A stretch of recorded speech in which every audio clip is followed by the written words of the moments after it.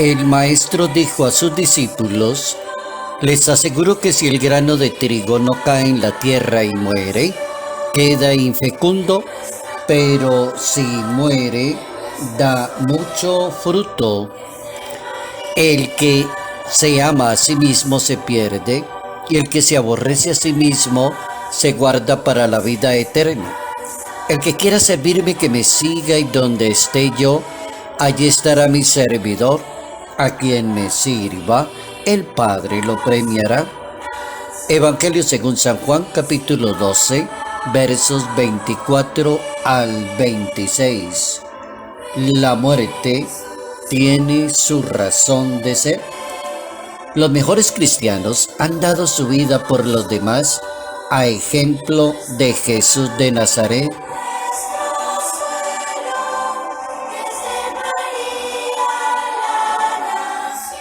Notas amables a la palabra de Dios, martes 10 de agosto, año 2021.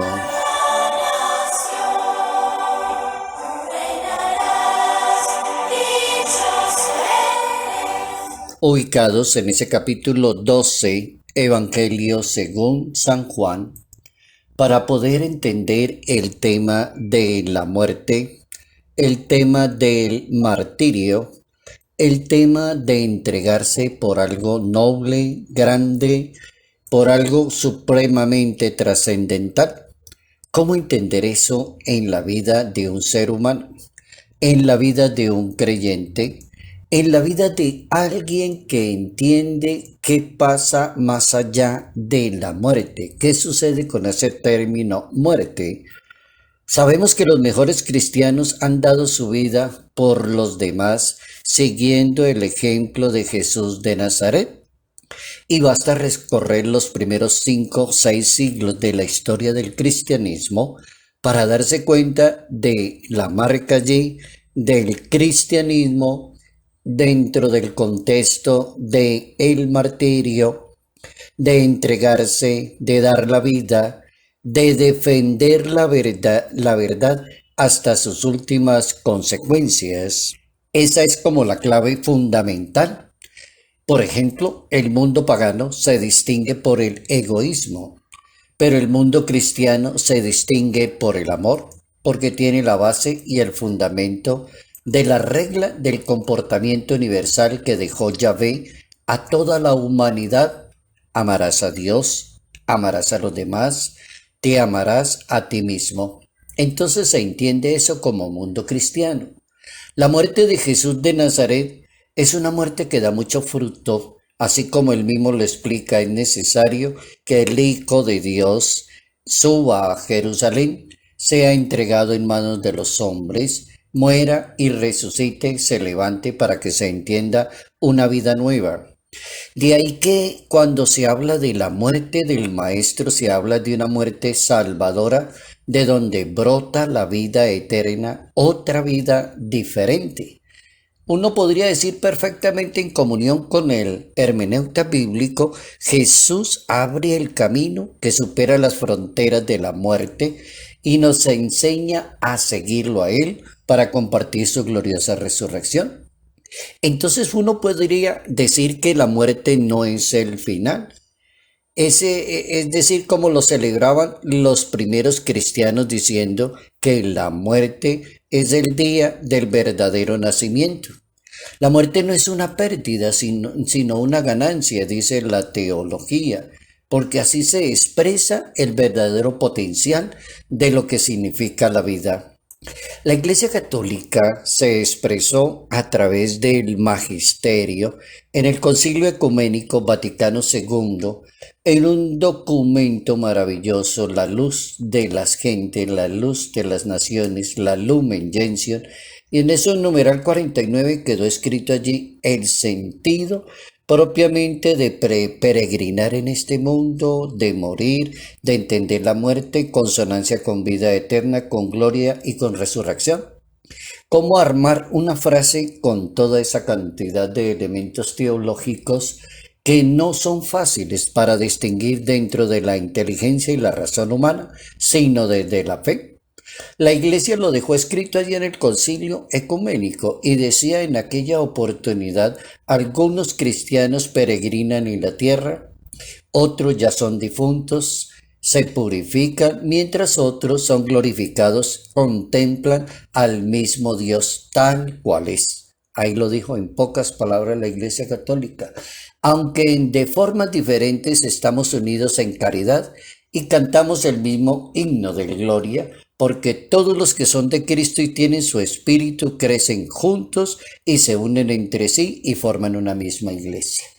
Definición perfecta de qué significa todo ese sentido de la vida en este mundo proyectada hacia la eternidad.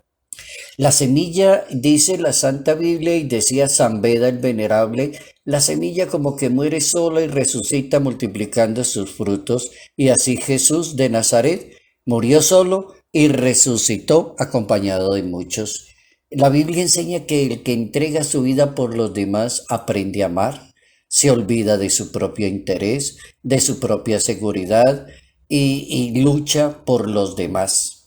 Hay un mártir que se distinguió en la historia del siglo segundo en la Iglesia Católica y se llama San Lorenzo. Era diácono y mártir. Tenía dos cosas bien chéveres, que era diácono y era mártir. Era diácono, es de los privilegios. Ser diácono es un privilegio, es una gracia especial. Diácono permanente o diácono transitorio, cualquiera de los dos diáconos que existen en la Iglesia Católica.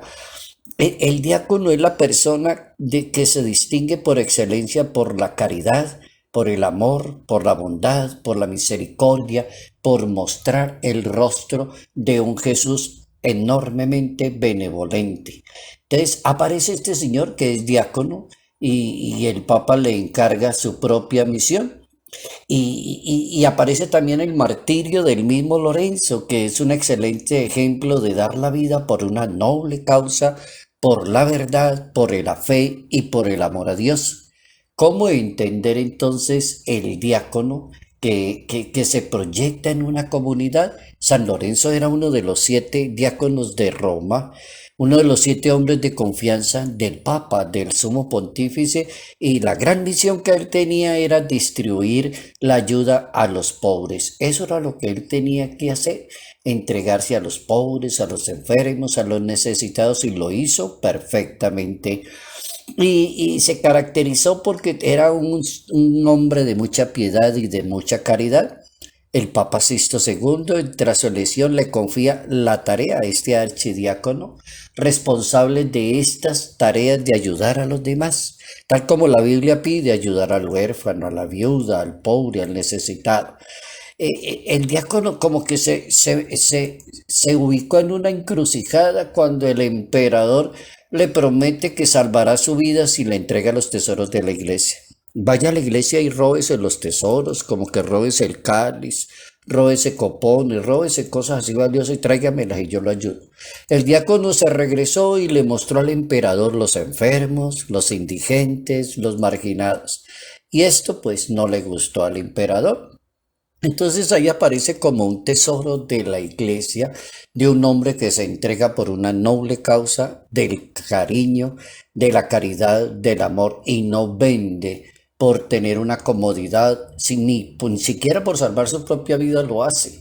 Entonces aparece este diácono un 10 de agosto que entrega su vida, que es martirizado por la causa de la verdad, de la misión que le encomendaron, al igual que el Papa Sixto II, que también es asesinado un 6 de agosto. ¿Cómo entender el martirio, como lo explica el Papa emérito Benedicto XVI en una audiencia un 11 de agosto del año 2010? Y el Papa Benedicto dice que el martirio no es el resultado de un esfuerzo humano. No es que una persona pueda decir como un vocabulario moderno, decir: uy, este hombre es lo último, es el fuerte, es el mandacallar. Mire, se entregó, lo martirizaron. No, el Papa quita esa primera posibilidad.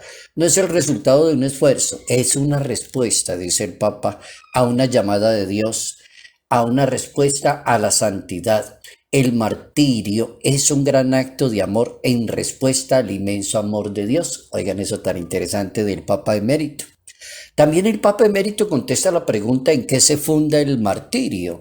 Y el Papa dice la respuesta es muy sencilla, en la muerte de Jesús, en el sacrificio del amor de Él consumado en la cruz, a fin de darle vida al mundo y salvar la humanidad. Cristo como que asumió, dice el Papa, el siervo que sufre, del quien habla el profeta Isaías en ese capítulo 52, y exhorta a todos los que lo siguen a él a tomar cada día la cruz, martirio, a seguirlo por el camino total del amor a Dios, martirio, al Padre y a la humanidad. Dice muy claro la Santa Biblia, el que no toma su cruz y me sigue no es digno de mí. Y también en la lógica del grano de trigo del cual habla la Biblia, que muere para germinar y da vida. Hemos aprendido una buena nota interesantísima acerca del martirio, la muerte, la santidad y la perfección de un ser humano. La muerte tiene su razón de ser. Los mejores cristianos han dado su vida por los demás, siguiendo el ejemplo de Cristo Jesús.